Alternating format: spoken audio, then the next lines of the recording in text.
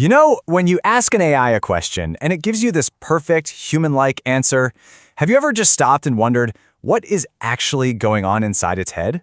Well, today we're going to crack open that black box. We're going to take a journey to see how it all really works, and you'll see it's way less magic and a whole lot more math than you'd think. So let's just dive right in. When an AI writes a poem or explains a complicated topic, it feels like it gets it, right? It feels like it understands. But what's really happening behind the curtain? That's the big mystery we're going to unravel together. So here's our roadmap. We are going to follow a single piece of text on its journey through the AI's mind. We'll see how it goes from being just words into numbers through this incredible process called attention, and then finally, how it comes out the other side as a coherent response. Let's get started. Okay, first things first. Before an AI can do anything with our words, it has to translate them into its own native language. And that language is mathematics. This is the absolute first step, and it's what makes everything else possible. This whole translation thing happens in two main stages. First, the model basically acts like a butcher. It chops our language up into these smaller, more manageable pieces. Then, it takes those pieces and plots them on this huge invisible map, giving each one a specific address based on its meaning. For example, check out how tokenization works on a word like understanding. The AI doesn't see that as one solid block. Nope. It breaks it down into its parts, under, stand, and ing. Now, why is that so smart?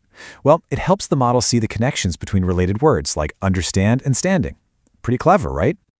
Right, so once we have our little word fragments, our tokens, they get turned into something called embeddings. I want you to imagine a giant multi-dimensional map of language. It's kind of like a GPS for words. On this map, words that mean similar things like king and queen or happy and joyful are neighbors. They're located really close together.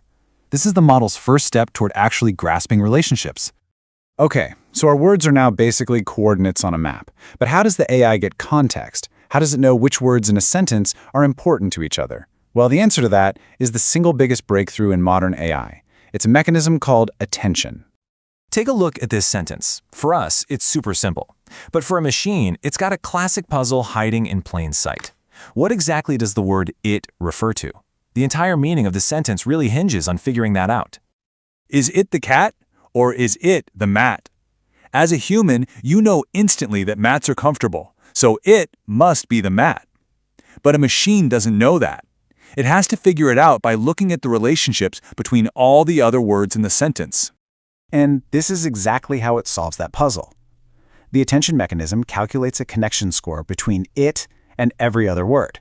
And through this process, it discovers that statistically, the word it is most strongly connected to mat and has a very weak connection to cat. This isn't real understanding, you see. It's just incredibly powerful connection making based on probabilities. Now here's the really wild part. This whole process of figuring out context, it doesn't just happen once. To get to that deep level of nuance that we see in its answers, the model has to do this over and over and over again. And when I say over and over, I mean on an absolutely massive scale. A big model, like the ones we use every day, can have 96 or even more of these processing layers, all stacked one on top of the other. With every single layer, the model's grasp of the text gets just a little bit deeper, a little more sophisticated.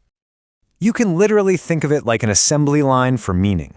At each station, or layer, the text comes in, the attention mechanism figures out which words are important to which other words, and the numerical representation of each token gets updated and refined before being passed down to the next station on the line. Okay, so the model is now chewed on our input, passed it through all of its 96+ layers. It's built this deeply contextualized, purely numerical representation of our text. So now what? How does it actually write a response? All right, if you only remember one thing from all of this, please make it this. These models are not searching a database for facts. They do not know anything. At its absolute core, a large language model is simply a next word prediction engine. That's it. That's the whole game. And this chart shows that process perfectly. After reading the phrase, "the cat sat on the model doesn't know the answer is mat. Instead, it calculates the probability for every single word in its vocabulary. In this case, mat comes out on top with a 75% chance, but floor and chair are also possibilities. The model then picks a word, adds it to the sentence, and then it does the entire process all over again to predict the next word, and the next, and the next.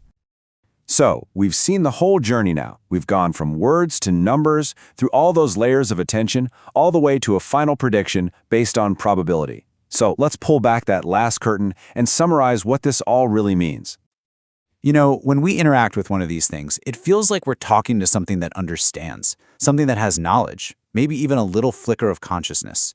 But what's really happening under the hood is so much more mechanical. What looks like understanding is actually just incredibly sophisticated pattern matching. What feels like intelligence is really just statistical interpolation.